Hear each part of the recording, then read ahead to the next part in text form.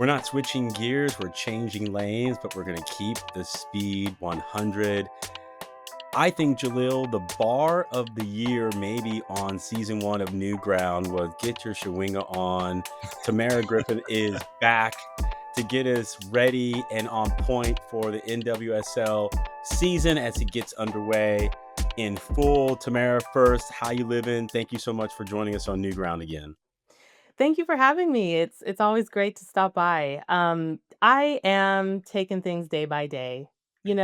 I am trying to resist with my joy and breathe and just be grateful every chance I get. But I am very excited for the NWSL season because there's no balm like sports. And Mm, this mm. league is only getting bigger and crazier and better. So I really think that we're in for something special this season.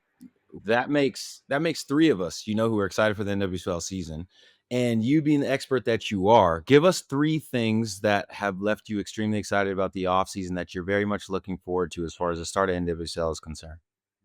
Oh, there's been so much movement. I feel silly for thinking, oh, it's the off season. I'll be able to relax, check out, read a couple books. But if anything, I'm relieved that the season is starting just because we can pause on all of the transfers and records broken.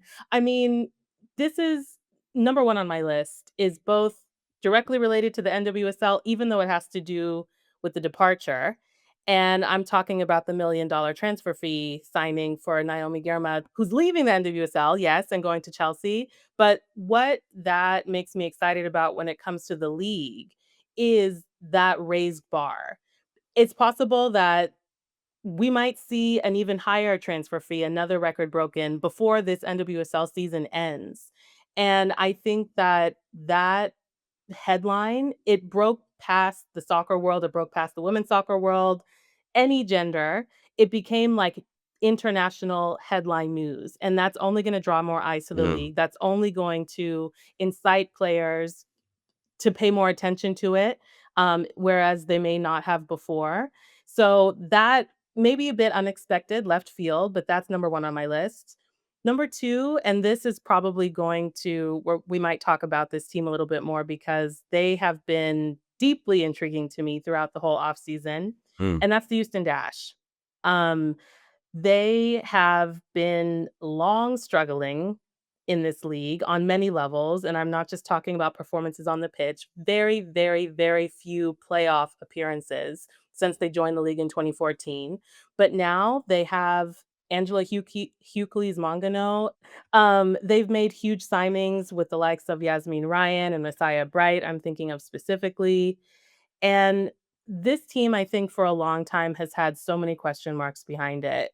There has been, and especially as the league has continued to grow, the question of whether or not the Dash can grow along with the league and grow into the potential that I think when you think about the quality of football from starting with the youth level throughout Texas. You look Right. at teams like Dallas Trinity that are not even part of the NWSL and how much they've grown. And I think as things have grown around the Dash, the question of whether or not they can continue to compete has become even more urgent, and I think this is gonna be the season that will give us a pretty clear answer to that question. And I'm not even saying, if the Dash don't make it into the playoffs, then it's all gonna be a failure. But Correct. I think this has to be the season that shows us something to give us a clue into whether they are actually going to invest into the potential that I know they've had. And now that they have, in my opinion, the resources in the front office and in terms of the personnel on the field, if it doesn't happen this season, I don't know what the fate of this team is going to be because, like I said, the league is only getting bigger. The third one, I'm so torn because there are so many teams that I wanna be on the lookout for, from the Orlando Pride, seeing if they can pull off the Mhm. spectacular run that they had last season, but I'm gonna save that in case you guys have thoughts on that team as well. And I'm actually gonna talk about Gotham because that is also a team that has made many statements about their intentions to be the best club in the world with all of these international partnerships, international signings that are only continuing to happen based on the rumors that I've heard. But there have also been some pretty drastic and surprising changes. namely for me, I think, the departure of Crystal Dunn during the offseason. She's now with Same. PSG. And of course, that raises questions, as a native New Yorker who seemed thrilled to be able to play in front of her home crowd. Um, to leave so soon after such a splashy signing, I think also raises some important questions. And I'll be really, really curious to see what direction this club wants to take itself. So those are 3, but I mean, I could give you 7 if we had time. Tamerra, you mentioned Orlando. First, do you think they have what it takes to do the unthinkable again? And we are having a conversation with a dear old friend, Chicago head coach Lorne Donaldson, later on the show. What do you think about Chicago? It took them a while to get going last year, but they got into the postseason. A very good away team, not so much at home, but they actually play each other in their first regular season matchup. So, do you think Orlando has what it takes and handicap Chicago for us this year? Yeah, I expect Orlando to keep that same momentum going. I'm a vibes person, I'm an energy person, So and is all I Jalil. can tell you is based on the photos, the videos that I've seen of the Pride in their preseason, they are locked in.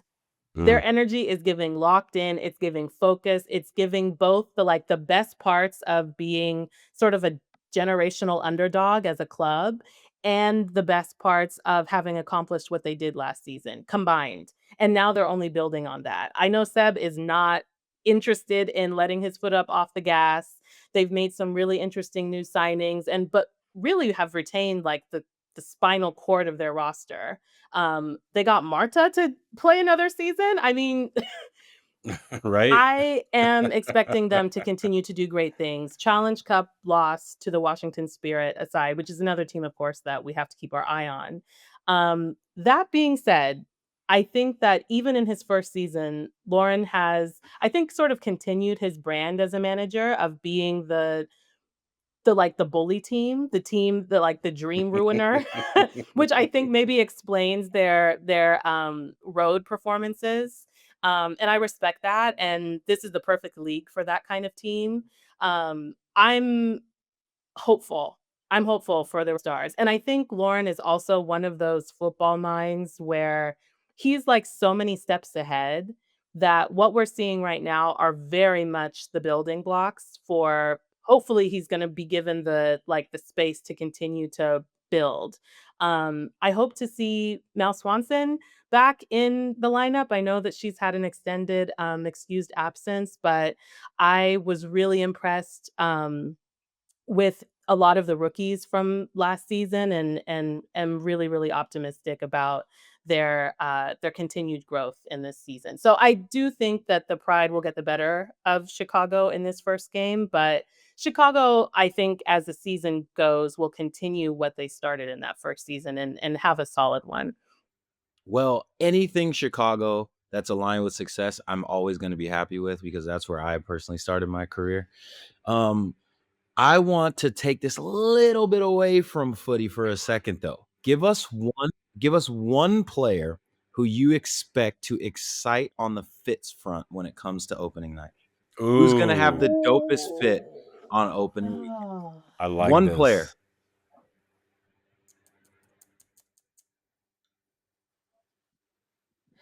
Michelle Alozia. Let's go. And why?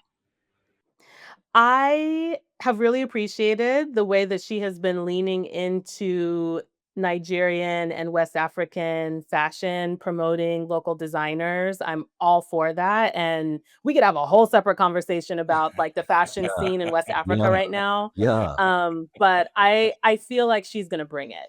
Let's go. I love that question.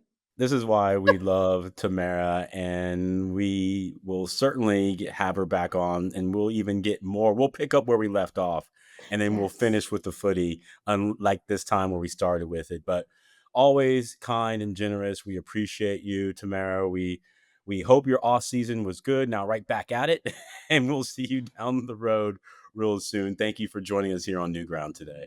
Thanks for having me, always a pleasure.